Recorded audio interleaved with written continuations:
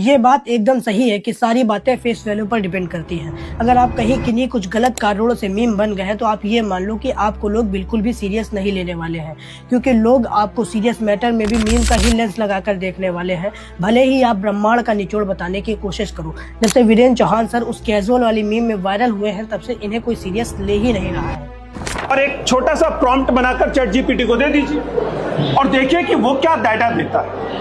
ज्यादा संभावना है कि वह डाटा देगा जो अपर कास्ट को सुहाता है। अब दूसरी बात पर आते हैं। वीरेंद्र चौहान सर कितनी अच्छी बात कह रहे हैं कि चैट जीपीटी, जेमिनी, क्लाउड की इमेज जैसे जनरेटिव एआई बायस्ड है, और ये बात उन्होंने कोई हवा में नहीं कही है, इसके पीछे भी फैक्ट्स हैं।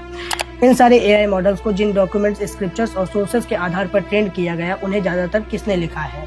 Upper caste power holding section ने। जब इन सभी दस्तावेजों को अपर कास्ट ने लिखा है, वो भी अपने फेवर में, और एआई को भी इन सभी दस्तावेजों के आधार पर ही ट्रेंड किया गया है। जब ट्रेनिंग डाटा ही एक तरफ झुका हुआ है तो जवाब भी एक तरफ झुके हुए ही आएंगे। ये कोई रॉकेट साइंस नहीं है। मेरा तो इन एआई मॉडल्स के साथ पर्सनल एक्सपीरियंस है। अगर आप चैट जीपीटी या फिर ग्रॉक को प्रॉम्प्ट दो कि क्या भारत से काऊ बीफ एक्सपोर्ट होता है, तो ये एक ढीठ बच्चे की तरह एक बात पर ही अड़े रहेंगे और कहते रहेंगे नहीं होता है, नहीं होता है, नहीं होता है। जबकि ग्राउंड रियलिटी सबको पता है कि बूचड़ खाने चलते हैं। पुलिस ने कई बार काऊ बीफ से भरी हुई गाड़ियां पकड़ी हैं। मोदी जी ओमान से हलाल सर्टिफिकेट लेकर आते हैं।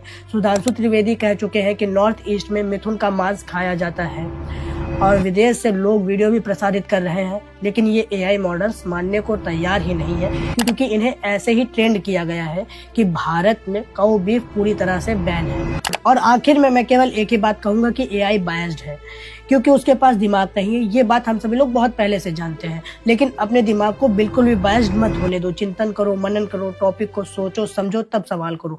बुद्धि मिली है उसका इस्तेमाल करो, क्योंकि तुम एआई नहीं हो, और किसी को भी मजाक का पात्र मत बनाया करो। वीरेंद्र चौहान सर जैसे लोग तो लेजेंड हैं।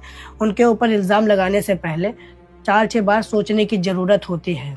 और वीरेंद्र चौहान सर ही नहीं, ऐसे तमाम लोग हैं जो कि बहुत अच्छी बातें करते हैं। जैसे अपने नकुल ढुल भाई को ही ले लो, जिनसे मैं बहुत कुछ सीखता हूँ, लेकिन लोगों ने उन्हें मजाक में लिया है, इसीलिए वो मजाक में चल ही रहे हैं।